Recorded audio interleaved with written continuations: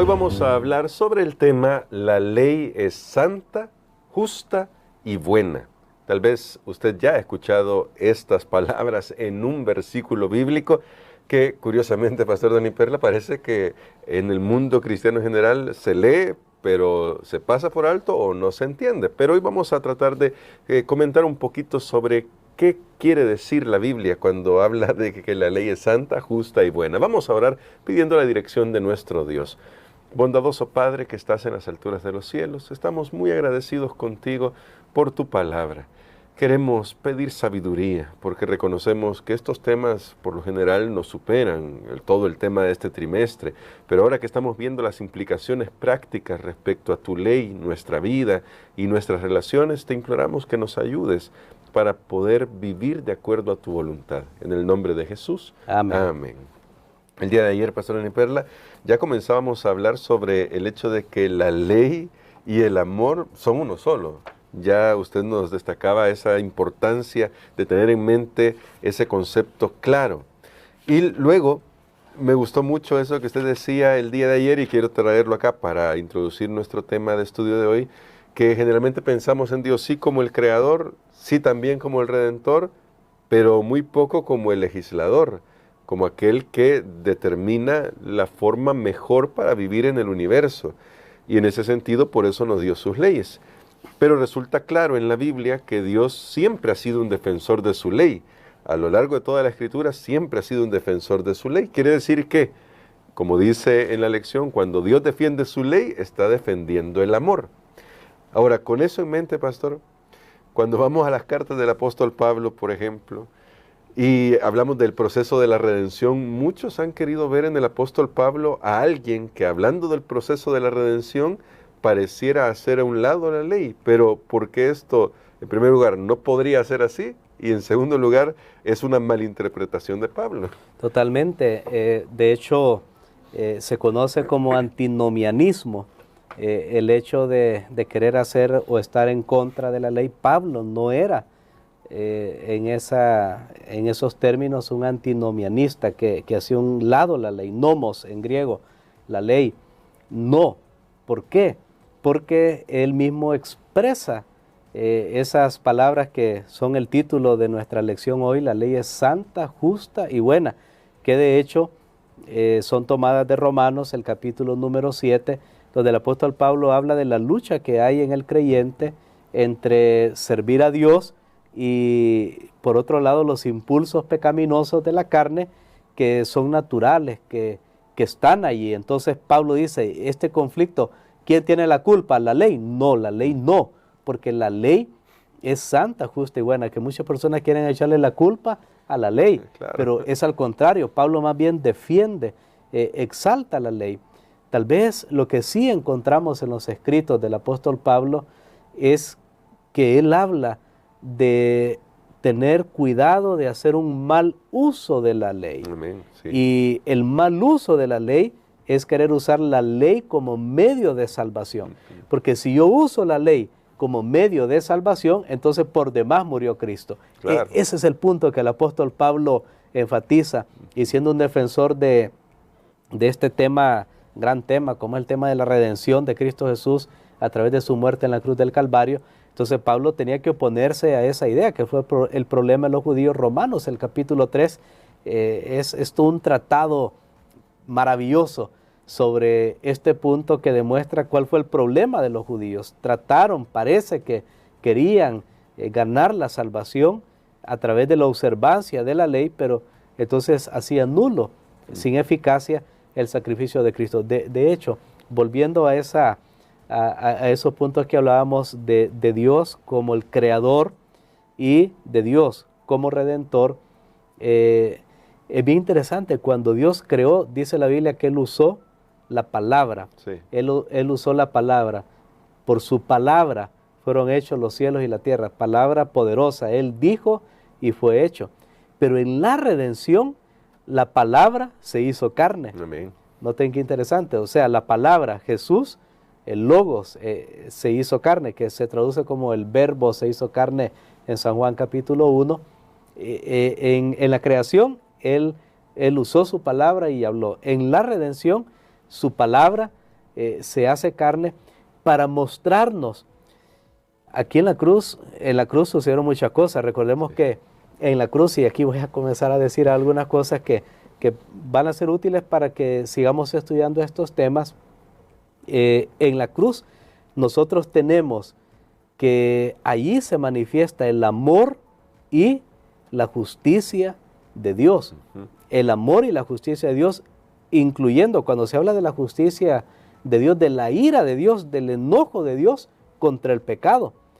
Solo que Dios no lo dirigió a los seres humanos, porque si no, estuviéramos aniquilados por la eternidad. Claro. Eso es lo que es la muerte segunda, una aniquilación total, ya no hay más regreso. Pero fue sobre Jesús. Ahora, porque recordemos lo que hemos estudiado este trimestre, que la justicia y el amor también van de la mano. Entonces Dios, al morir en la cruz del Calvario, Dios no solo salva al ser humano, sino que también salva su ley, Amén. por decirlo en estas palabras. Sí. ¿Por qué?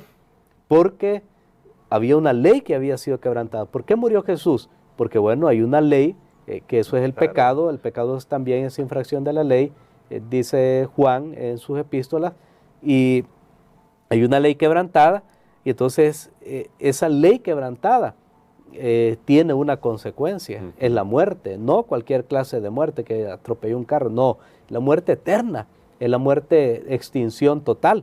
Pero entonces Jesús viene, recibe sobre él esa ira divina contra el quebrantamiento de esa ley. Y ahora bien, ¿por qué Dios no iba a estar molesto? ¿Sabe qué? Algunos tristemente no ven esa compatibilidad entre la ira de Dios y la gracia, entre la ley y el amor. Y si no lo hacemos y pensamos, bueno, en el Antiguo Testamento Dios salvaba a las personas por la gracia, por las obras, sí. Por las obras de la ley. En el Nuevo Testamento por la gracia, como que si Dios actuara como bipolar, claro. como que si, bueno, unos aquí y allá. No, cuando la Biblia dice Dios manifestó su ira en la cruz del Calvario, es porque es su justicia contra una ley que había sido quebrantada. Claro. Entonces nosotros tenemos, hermano Gerson, que todo esto es parte de una misma unidad. No puede ser separado. No puede ser separado. Gracia y ley no están separados. Justicia y amor no están separados. Amor y ley no están separados. Son todos, forman parte de una sola cosa, de una sola unidad. ¿Y por qué? Tal vez después de todo lo que hemos estado estudiando, ¿por qué estamos tratando este tema? Porque recordemos algo. Hemos estudiado al principio de la lección de este trimestre que, por ejemplo, los teólogos clásicos, ellos creían en la inmutabilidad de Dios y que Dios no cambia.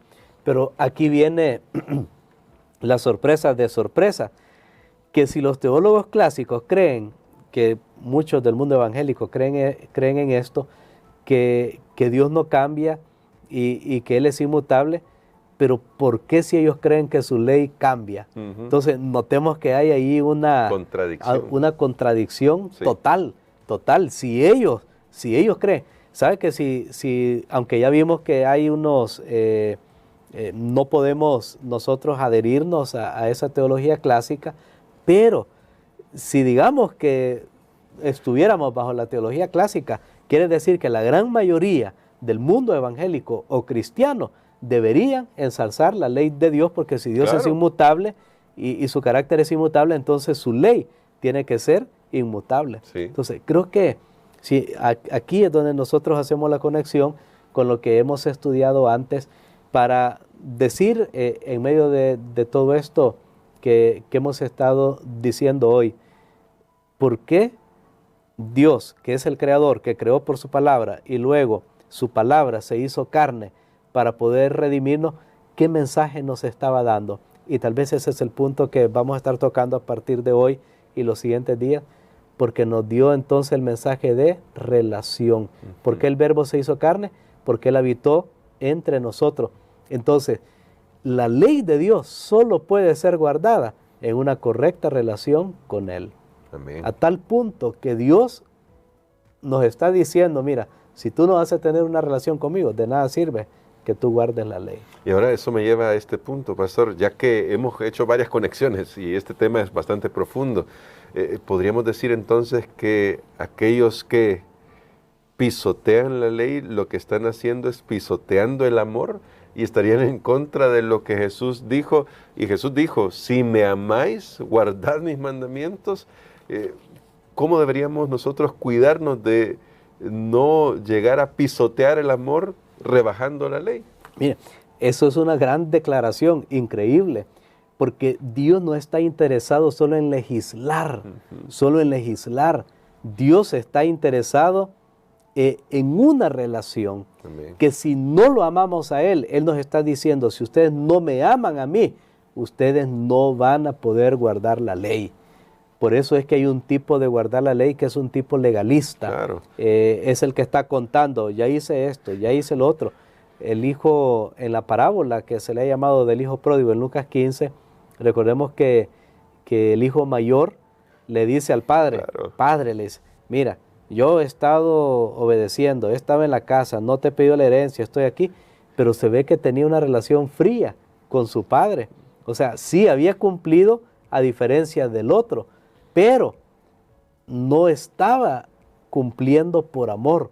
Entonces, hoy nosotros tenemos bien claro en esas palabras de Jesús, si me amáis, guardad mis mandamientos, que la única manera válida de poder guardar los mandamientos de Dios es a través de una relación con Él, legislador, a través del Espíritu Santo, cosa que vamos a ver en las lecciones posteriores. Claro que sí, así que siga con nosotros porque este estudio nos está ayudando a ver todas esas conexiones que al final tenemos que hacer de todo lo que hemos estudiado, ya que hemos aprendido sobre el carácter de Dios, sobre su amor, sobre el conflicto que está en juego, que tiene que ver con las acusaciones, falsas acusaciones de Satanás sobre el carácter. Así que mañana vamos a continuar con este tema. Hoy queremos, pastor, que ore por nosotros para que Dios nos ayude a notar que Dios en su infinita sabiduría sigue dirigiendo este mundo con una ley que no cambia, porque su ley de verdad no va a cambiar. Amén. Padre, te damos gracias, Señor, porque tú has hecho cosas maravillosas a fin de salvarnos a nosotros, porque tú eres un Dios consecuente, un Dios integral, un Dios que no es impredecible, sino que nos manifiesta cuál es su amor, cuál es su orden, cuál es su justicia. Ayúdanos, Señor, para poder aceptar estas verdades, pero sobre todo, ayúdanos para conocerte, tener una relación contigo como el gran legislador del universo, en el nombre de Jesús. Amén. Amén.